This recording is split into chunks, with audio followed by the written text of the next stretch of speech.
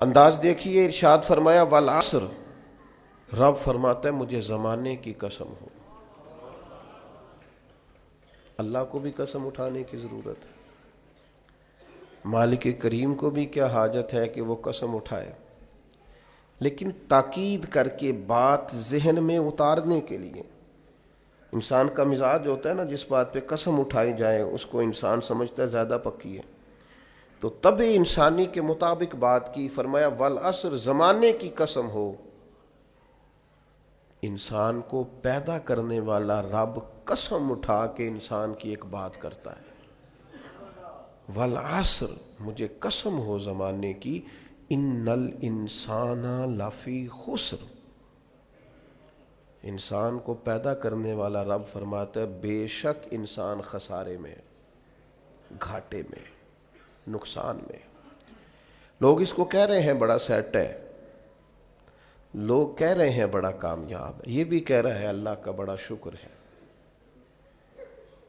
لیکن پیدا کرنے والا رب، انسان کو بنانے والا، اس کو جاننے والا رب فرماتا ہے مجھے زمانے کی قسم ہو یہ نقصان میں ہے۔ اور خسارہ، اس خسارے کو نہیں کہتے ہیں کہ لوگ کہتے ہیں میں نے کاروبار کیا تھا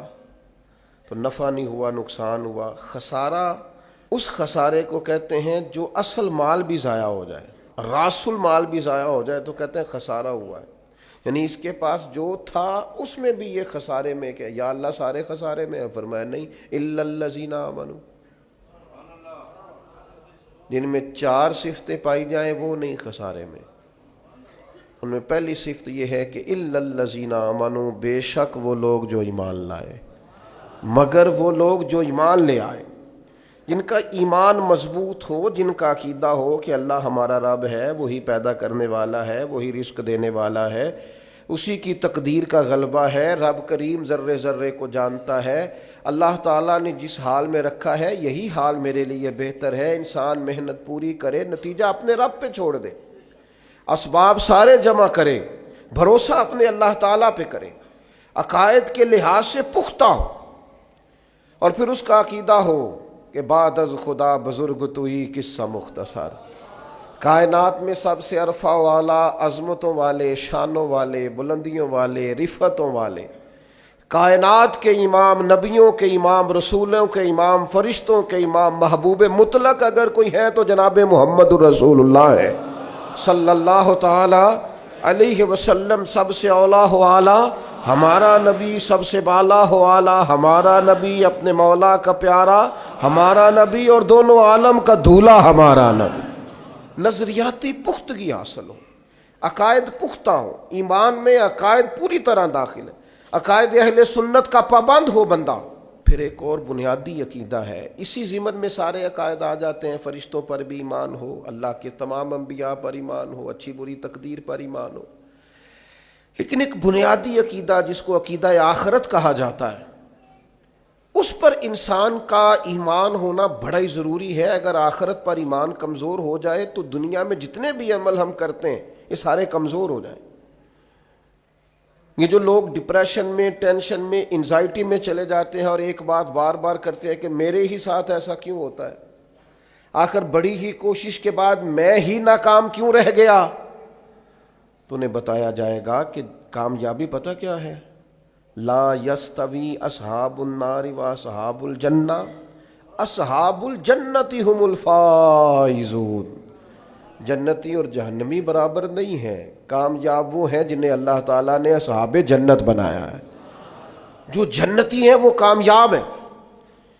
جس کو اپنی آخرت کے تعلق سے اللہ تعالیٰ نے فکر سلیم دی ہے، راہ ہدایت دی ہے، اعمال حسنہ پر استقامت دی، اور وہ سمجھتا ہے کہ میں محنت اپنی آخرت کو ٹھیک کرنے کے لیے کر رہا ہوں، جد و جہد میری اپنی قبر کے لیے، حشر کے لیے، آخرت کے لیے۔ آخرت پر جس بندے کی توجہ ہے وہ بندہ کامیاب ہے۔ اس لیے دنیا میں اگر دنیاوی طور پر کوئی ناکامی آ بھی جائے تو کوئی اتنی بڑی ناکامی نہیں ہے، اس لیے کہ اصل کامیابی آخرت کی کامیابی۔ تو عقائد مضبوط ہوں، اور پھر عقائد اہل سنت کی پابندی اس کے پاس موجود ہو، نہ رفض کی طرف اس کا رجحان ہو، نہ خارجیت کی طرف اس کا رجحان ہو، اس کے نظریات ستھرے ہوں، اجلے ہوں، خوبصورت ہوں، وہ رسول پاک کی ذات گرامی کی پوری غلامی کرنے والا وہ شخص، تو اس کے نظریات اعلیٰ ہوں۔ تو فرمایا کہ انسان خسارے میں ہے الا الذین آمنوا، مگر وہ لوگ جو ایمان لائے، وعملوا الصالحات، اور جنہوں نے نیک اعمال کیا۔ اور یہاں بات ختم نہیں ہوئی، دو صفتیں اور بھی پیدا کریں۔ یہ دو باتیں ان کی اپنی ذات تک تھیں، آمنوا وعملوا الصالحات، یہ دو باتیں ان کے اپنے لیے تھیں۔ اب وہ سوسائٹی کو کیا دیں؟ دو کام معاشرے کے لیے بھی کریں، وتواصوا بالحق، حق بات کی نصیحت کریں وہ معاشرے میں، خیر کی بات کی نصیحت کریں، وائرل باتیں نہ کریں۔